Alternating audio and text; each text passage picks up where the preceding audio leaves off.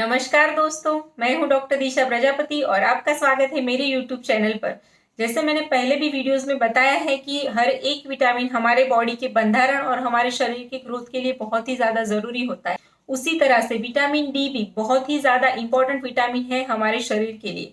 सो दोस्तों, आज की वीडियो में हम बात करने वाले हैं कि विटामिन डी का इम्पोर्टेंस क्या है हमारे लिए, विटामिन डी की कमी होने पर किस प्रकार के लक्षण दिखाई देते हैं और अगर आपके बॉडी में विटामिन डी की कमी हो चुकी है तो उस टाइम पे हमें क्या करना चाहिए। ये सारे ही टॉपिक्स के बारे में हम आज के वीडियो में बात करने वाले हैं। तो दोस्तों, मेरे साथ एंड तक बने रहिए ये सारी ही इन्फॉर्मेशन के लिए। और वीडियो स्टार्ट करने से पहले अगर आप मुझे फर्स्ट टाइम देख रहे हैं या मेरे चैनल पे नए हैं तो प्लीज़ मेरे चैनल को सब्सक्राइब कीजिए, नोटिफिकेशन को ऑन कीजिए ताकि आने वाली सारी ही वीडियोज़ आपको मिलती रहे। दोस्तों, शुरू करते हैं कि विटामिन डी का इम्पोर्टेंस क्या है।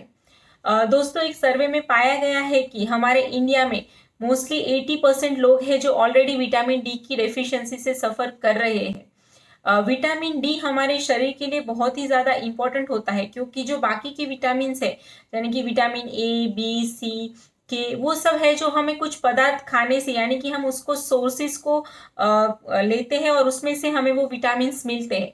बट विटामिन डी ऐसा विटामिन है जो हमारी बॉडी खुद बनाती है। विटामिन डी का मेन सोर्स है सनलाइट। जैसे आप ऑलरेडी जानते हैं वो बात को कि बॉडी से सन एक्सपोज होने की वजह से जो हमारे बॉडी का कोलेस्ट्रॉल रहता है उसके द्वारा हमारे बॉडी में विटामिन डी बनता है जब हमारा बॉडी सन से यानी कि धूप में एक्सपोज होता है। विटामिन डी एक फैट सॉल्यूबल विटामिन है। फैट सॉल्यूबल विटामिन होना मतलब वो जो हमारे फैट सेल्स में स्टोर होता है। जो वाटर सॉल्युबल विटामिन रहते हैं वो जब हम लेते वाटर सॉल्युबल विटामिन को डेली कंज्यूम करना जरूरी होता है क्योंकि जब हम उसको लेते हैं तो वो हमारे बॉडी के टॉक्सिन्स के साथ साथ निकल भी जाता है। जो दोस्तों, अगर आपने नोटिस किया हो तो हमारी जो आगे की जनरेशन थी या जो हमारे बुजुर्ग थे उन लोगों की हड्डियां, उनके दांत या उनके बाल वो सब भी हमसे बहुत ही ज्यादा अच्छा था और उनका स्टेमिना भी हम लोगों से बहुत ही ज्यादा अच्छा था। उन लोगों का लाइफस्टाइल या उनका जो काम करने का तरीका था वो ज्यादातर आउटडोर था यानी कि बाहर की तरफ, जहां पर वो ज्यादा देर तक धूप में एक्सपोज होते थे जिसकी वजह से उनकी बॉडी को बहुत अच्छा विटामिन डी मिलता था, जिसकी वजह से उनकी हड्डियां मजबूत रहती थी, उनके दांत लंबे समय तक यानी कि बहुत लंबी एज तक उनके दांत भी बहुत अच्छे बने रहते थे और उनके बाल भी बहुत अच्छे थे हम लोगों से। तो दोस्तों, अब बात करते हैं सिम्टम्स के बारे में, यानी कि अगर हमारे बॉडी में विटामिन डी की कमी है तो उस टाइम पे हमें किन किन प्रकार के लक्षण दिखाई दे सकते हैं। तो शुरू करते हैं सबसे पहले लक्षण के साथ जो मेन है, बार बार बीमार पड़ना। दोस्तों, विटामिन डी जो है वो हमारे इम्यून सिस्टम को स्ट्रॉन्ग करने के लिए एक मेजर रोल प्ले करता है। अगर हमारे शरीर में विटामिन डी की कमी हो चुकी है तो उसकी वजह से हमारा इम्यून सिस्टम यानी कि हमारी रोग प्रतिकारक शक्ति वीक हो जाती है, जिसकी वजह से हमें बार बार सर्दी जुकाम बुखार होना या हम बार बार बीमार पड़ते रहते हैं, वो भी एक कारण हो सकता है विटामिन डी की कमी का। दोस्तों, अभी कोरोना के चलते हुए भी आपने देखा होगा कि बहुत सारी जगह पे बहुत सारी जो मेडिकल एडवाइस आ रही है उसमें हमें विटामिन सी और विटामिन डी लेने की सलाह दी जा रही है। वो इसीलिए है क्योंकि विटामिन सी भी और विटामिन डी हमारे जो रोग प्रतिकारक शक्ति है उसे बूस्ट करने में बहुत ही मेजर रोल प्ले करता है। दोस्तों, अगर दूसरे सिम्टम्स की बात करें तो हमारी हड्डियों में या हमारे जोड़ों में यानी कि हमारे जॉइंट्स में पेन होना। आप बोलेंगे कि हड्डियों के लिए तो कैल्शियम ज्यादा जरूरी है। यस, हड्डियों के लिए कैल्शियम ही जरूरी है, बट विटामिन डी का अगेन ये दूसरा मेजर रोल है कि विटामिन डी हमारे बॉडी में कैल्शियम को एब्जॉर्ब करने में हेल्प करता है। अगर हमारे बॉडी में विटामिन डी की कमी होती है तो आप कितना भी अच्छा कैल्शियम रिच फूड ले रहे हैं या कैल्शियम के सप्लीमेंट ले रहे हैं, फिर भी आपके हड्डियों में और आपके जॉइंट्स में पेन हो सकता है क्योंकि जो कैल्शियम है वो आपके बॉडी में प्रॉपरली एब्जॉर्ब नहीं होगा विटामिन डी की कमी से। अगर आपकी बॉडी में विटामिन डी की कमी है तो आपको जोड़ों का दर्द, घुटनों में दर्द, कमर में या हाथ पैरों में दर्द की शिकायत भी हो सकती है। और साथ साथ अगर बच्चों में भी विटामिन डी की कमी है तो उस टाइम पे भी कैल्शियम एब्जॉर्प्शन सही वजह से नहीं होने के कारण उनके दांतों पर भी उसका इफेक्ट दिख सकता है आपको विटामिन डी की कमी का, क्योंकि जिसकी वजह से उनके दांत भी ज्यादा स्ट्रांग नहीं होते हैं या उनका टीथिंग लेट हो जाता है। थर्ड सिम्टम्स की बात करें तो बहुत ज्यादा थकावट फील होना, यानी कि जैसा हमारे हड्डियों में मजबूती नहीं रहती या हड्डियों में स्ट्रेंथ नहीं रहती है तो उस टाइम पे हम थोड़ा सा भी काम करते हैं तो तुरंत ही थक जाते हैं। अगर कभी कभार एक्सर्शन की वजह से 2-4 दिन के लिए आपको थकावट महसूस होती है तो वो कोई चिंता करने का कारण नहीं है। बट अगर आपको लगातार कुछ दिनों तक इस चीज का अनुभव हो रहा है कि थोड़ा सा काम करने के बाद आपको थकावट फील हो रही है, तो वो भी एक लक्षण हो सकता है कि आपके बॉडी से विटामिन डी की कमी हो रही है। फोर्थ सिम्टम्स की बात करें तो आपको थोड़ा लो फील होना, डिप्रेसिव फील होना, या कुछ भी अच्छा नहीं लगता है, या सुस्ती लगना। दोस्तों, जो विटामिन डी होता है वो हमें जो फील गुड कराने वाले हॉर्मोन्स रहते हैं हमारे बॉडी को, उसको बढ़ाने में भी बहुत ज्यादा हेल्प करता है। सो अगर विटामिन डी कम हो जाता है, सो जो हमें फील गुड कराने वाले हॉर्मोन्स थे हमारे बॉडी में वो भी धीरे धीरे कम होने लगते हैं, जिसकी वजह से हमें कुछ भी अच्छा नहीं लगता है, कुछ करना अच्छा नहीं लगता है, या किसी से बात करना अच्छा नहीं लगता है। समटाइम्स विदाउट किसी रीजन से भी आपको लो फील होता है। सो अगर ऐसे सिम्टम्स आपको भी बार बार दिखाई दे रहे हैं तो ये भी एक कारण हो सकता है कि आपके बॉडी से विटामिन डी धीरे धीरे कम हो रहा है। फिफ्थ रीजन की बात करें तो मस्क्यूलर पेन होना। दोस्तों, विटामिन डी मसल्स को स्ट्रांग बनाने में भी बहुत ही अच्छा रोल प्ले करता है, जिसकी वजह से अगर विटामिन डी की कमी हो जाती है तो मस्क्यूलर पेन भी एक बहुत बड़ा सिम्टम्स होता है, जो हमें जैसा सोने के टाइम पे मसल्स पेन करने लगते हैं, हमारे काफ मसल्स है उसमें क्रैम्प्स फील होता है, कभी कभी हमें हाथ के पैर के भी मसल्स पेन करने लगते हैं। सो मस्क्यूलर पेन भी एक सिम्टम्स है कि आपके बॉडी में विटामिन डी की कमी हो रही है। दोस्तों, सिक्स्थ सिम्टम की बात करें तो हेयर लॉस होना। जैसा मैंने पहले भी बताया कि हमारे बुजुर्ग लोगों के दांत, हड्डियां, बाल सब बहुत अच्छे थे क्योंकि उनमें विटामिन डी सफिशिएंट मात्रा में रहता था।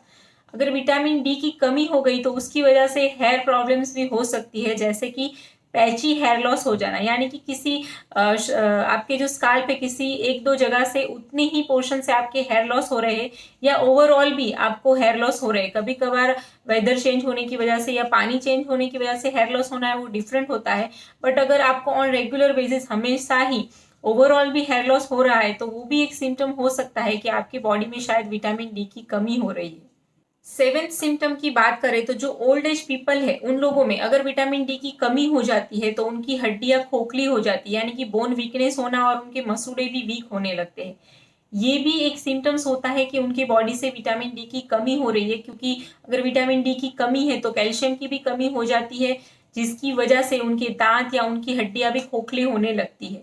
सो जो ऑस्टियोपोरोसिस है या ऑस्टियो आर्थराइटिस है, उस टाइप के डिसीज का नाम भी सुना होगा आपने, जिसमें उनकी हड्डियां खोखली होने लगती है। और एक रीजन की बात करें तो दोस्तों, आपको कहीं पे अगर चोट लग जाती है बट वो चोट का जो जख्म होता है वो जल्दी से नहीं भर के आता है, यानी कि हीलिंग प्रोसेस डिले हो रही है, तो वो भी एक सिम्टम्स हो सकता है कि अगर आप बार बार हीलिंग प्रोसेस डिले हो रहा है तो उस टाइम पे भी आपको आपके बॉडी का विटामिन डी का लेवल जरूर चेक करवाना चाहिए। क्योंकि दोस्तों, ये थे कुछ ऐसे मेन सिम्टम्स जिससे आपको पता चलेगा कि आपके बॉडी में विटामिन डी की कमी हो रही है या नहीं। और अगर आप फिर भी चेक करवाना चाहते हैं तो आप आपके नजदीकी फिजिशियन से जरूर कंसल्ट कीजिए, और आप एक ब्लड रिपोर्ट के द्वारा ही आपके बॉडी के विटामिन डी का लेवल जान सकते हैं, जिसमें आपको सिर्फ एक ब्लड सैंपल देना होता है।